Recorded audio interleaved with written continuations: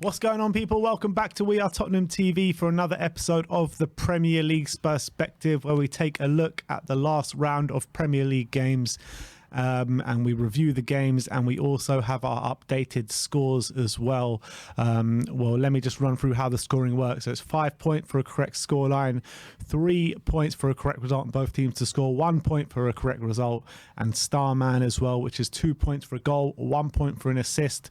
The scores on the doors as it stands right now are 213 to Sim, 188 for me. I mean, I was coming in such closing, touching distance, and Sim has pulled away once again this year. But let's get into the perspective. And the first game was called off, Brentford against Manchester United. The next game was Norwich against Aston Villa, which finished 2-0 to Aston Villa.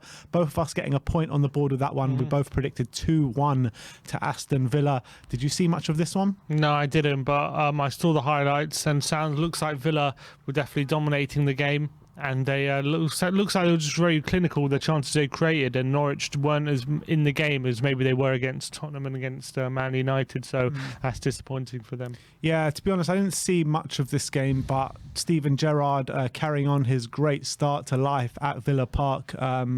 And Dean Smith, you know, he started life well at Norwich as well, but stuttering a bit of late, obviously, with a 3-0 defeat at Spurs. And three defeats in a row now. Yeah, 3 defeats in a row for Dean Smith. So he's got a hard battle on his hands to stay up.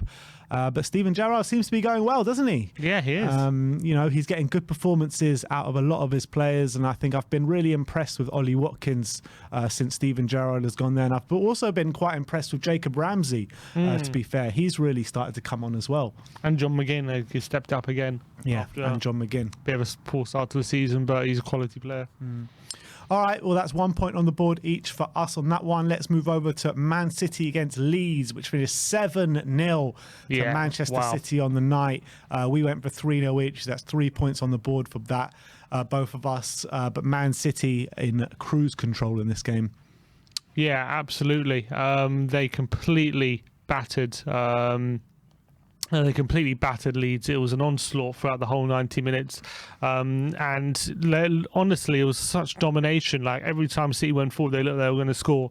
And I guess Leeds were in that mode yesterday. They were trying to get... they're trying to, like, kind of take the game to City. But if you're not on your game and you're trying to take the game to City, you're just going to get destroyed. And that's exactly what happened. And they were absolutely... Like, their pressing game was off. They weren't able to get close to them. And because of that, they were so open at the back. So... destroyed by Man City completely. Yeah. Stones getting goal, the defenders getting in the act. The only annoying thing for me is I had Jesus and Bernardo in my FPL team, and they got 1 point combined in a 7-0 win. So I was fuming at that. Yeah, to be fair, I don't even... The only Man City player I have on my team is Ruben Dias. And did he score? No, he didn't clean sheet, but didn't get a goal or an assist.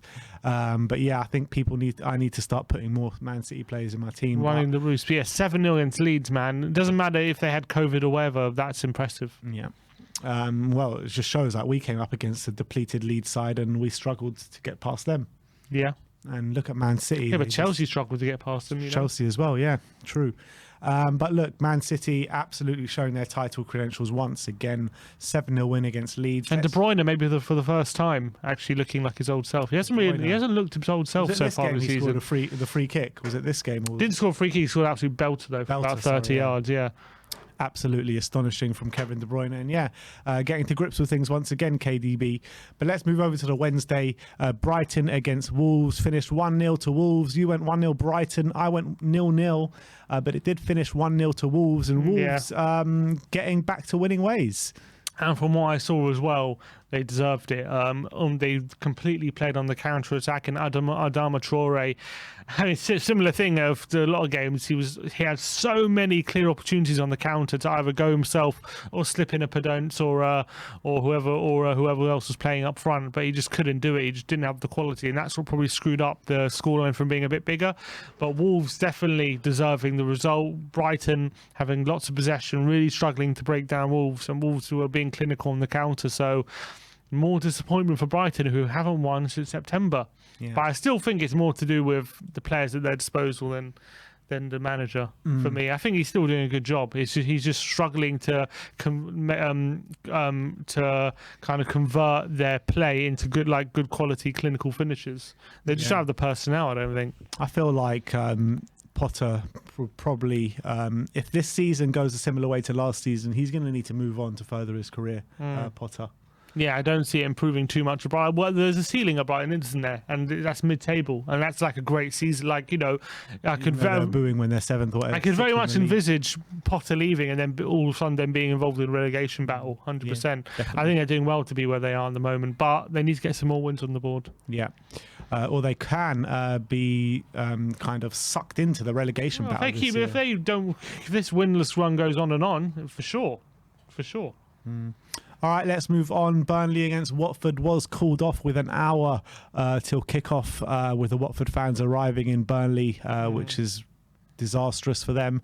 But let's move on to the Palace against Southampton game. Finished 2-2. Sim getting it absolutely spot on, loving his 2-2s at the moment. That's 3 in a row, I think I've got. And I went 3-1 to Palace. And the score changes to 2-2-2 as well. Very nice synergy there. But in terms of Palace, you know, on the back of that really good display against Everton, again, can't get over the line against Southampton. Well, if anything, Southampton will be disappointed they didn't take 3 points because they were 1-0 down, but they very quickly turned it around and they hit them early. And they were 2-1 up by half time and going really, really well. But unfortunately for them, they couldn't hang on again in the second half, it coming back to bite them. And Edouard getting 2 assists. I can't remember who scored the equaliser in the end. Yesterday, was it? No, the equaliser for Palace. It was Ayew, who first got on 40 games, over 40 games. Wow, which is incredible. But disappointment really? again. He scored early on in the season. No, I think it's his first goal for 40 games apparently. Wow. So, but he is. He's Palace again failing to win, and they got a bit lucky in this game, to be honest, from what I saw. So despite getting a 2-2 draw, Southampton will probably be the most disappointed side, but a peach of a free kick from Ward-Prowse. Oh yeah, absolute peach. Shows how good he is from free kicks. Would you take him at Spurs, Ward-Prowse? Yeah, there's a lot of talk about that online. There's always been talk about Ward-Prowse at Spurs. He kind of fits the bill, doesn't he? I would take him. I really like him. I think we need a set-piece specialist. We don't really have one in the squad right now, someone who can take set pieces. He can fill in centre mid. I would have no problem with him playing him there in the centre alongside a Højbjerg or a Skip or whatever. I think he could be a valued member of the team for sure, and I think he could improve under Conte as well. So I'll definitely take him. All right, let's move over to Arsenal against West Ham in the London derby at the Emirates. Finished 2-0 to Arsenal. Both of us going for West Ham wins, so 0 points for us on the day. But for me, Arsenal really performed in this game, and West Ham were very, very lacklustre in this game. And I thought some good performances all round. I thought Martinelli looked really good with a really nice goal as well. And the midfield, Xhaka and Partey also kind of dominated against their midfield in Souček and Rice. And yeah, it was deserved 3 points for Arsenal, unfortunately. They dominated throughout the whole 90 minutes, not going to lie. It seemed only a matter of time before they were going to score. West Ham barely had a chance in this game. And this was the game where I think maybe people start to take Arsenal a bit more seriously, because to dominate like they did against a good West Ham side, it was impressive. I must say, it was very, very impressive. And also, you know, Smith Rowe didn't even start. He came off the bench and scored. The only thing to say is they got very, very lucky with that penalty and red card, which they got. That was ridiculous. Yeah, I thought that was very lucky. Really lucky. Should never have been a red card, and it should never have been a penalty, but they missed the penalty anyway. So justice was done there. But pretty much from start to finish, West Ham didn't have anything. No. They really didn't have anything. And that goes from the XG as well. I think Arsenal had an XG of 6+, and West Ham didn't even have 1. So they completely battered them and deserved the 2-0. And yeah, I mean, they haven't conceded at home now for 4 games as well. Well, you know, West Ham don't really perform against the lesser teams, do they? Yeah, so true. It's just. But West Ham, yeah, mate. They gear themselves up for the big games at home. But other than that, they've been really poor recently. That's what I'm saying. Really poor. Everyone's giving this West Ham team a lot of credit, and but they're still hard to play against so far for an Arsenal team. Rightly so against the bigger sides. But recently, in the last month or so, last month and a half, Yeah, they've got great results against Liverpool and Chelsea, but every game in between there, they're dropping points. They are, but they're not losing. Like, they drew to Brighton, they drew to Burnley, which are poor results, but like they got battered. Like, they haven't been battered like this, I don't think, all season. And that was it was an impressive performance from Arsenal.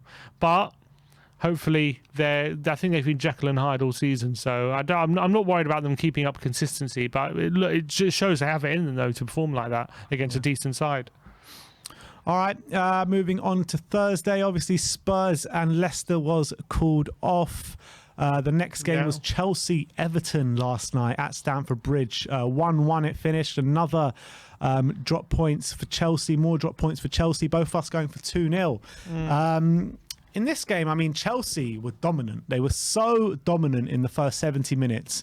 Got their goal kind of at the latter stages of that. But then after that, I thought Everton really found some belief. They found some belief and really started playing well. And for all that possession they had, I think it was like 80% possession in the first 70 minutes. They weren't doing too much to hurt Everton with all that dominance.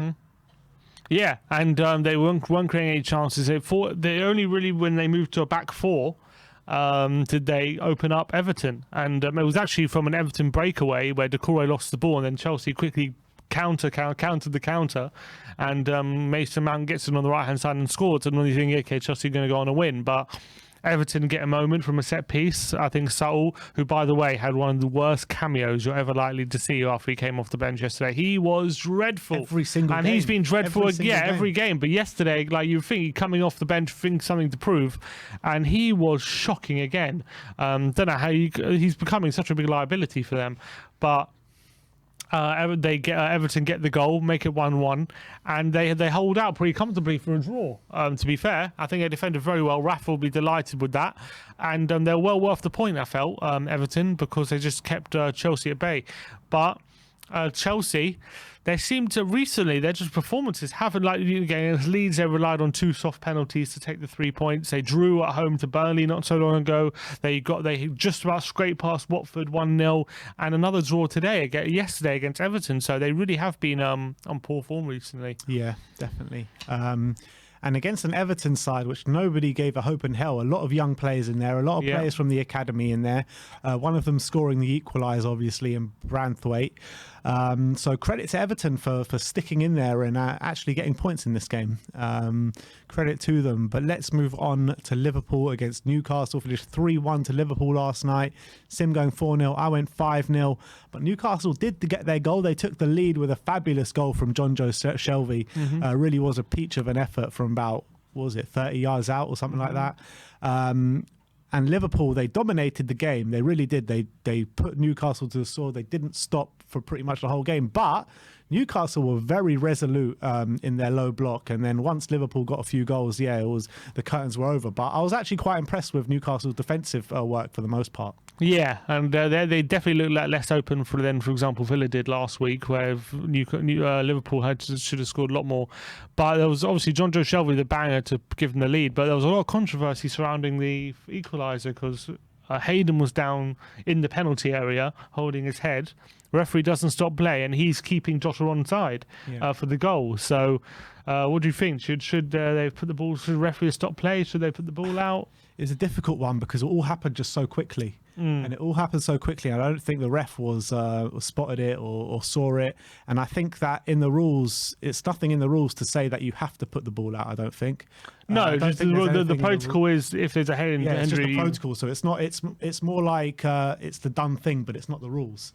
So the ref can't exactly take it back and scratch off the goal, can he? No, it's not to scratch off the goal, but should he have stopped play? He probably didn't see it. Well, if he doesn't see it, you can't stop it if he doesn't see it. Well, they were alerting it to him, the Newcastle players, but it all happened in such a short space of time, so it's a difficult one. Yeah, I guess, but from Newcastle's point of view, you must be fuming. Yeah, you will be fuming. Of course, you will be fuming, but I think it's just one of those things where it all just happened just very quickly, and the ball hardly went out of the Newcastle box when it did happen. So I mean, I can't really comment too much negatively on that. But John Joe Shelby was a banger, and then Trent says, anything you can do, I can do better. And what an absolute stormer that was. Right into the top corner. Brilliant finish. And Liverpool coming up trumps again. Yeah, and for the most part, in that second half, I think that Trent goal, or maybe there was one just before then, but that was like the first time Liverpool had a shot on target in that second half. Newcastle were really doing well in that second half to stifle Liverpool, but the quality shone through in the end, didn't it? But yeah, so a point each for us on that one, and that brings us over to the star man, and that was Mo Salah, who got a goal on the night, no assists, so 2 points each for us on that one. So as it finishes this week, 225 to 195, 30 points. Wow, 30 points is the gap, and with games getting called off every single day, unlikely I'm gonna bridge the gap this week, but it's coming. Don't worry, it's coming.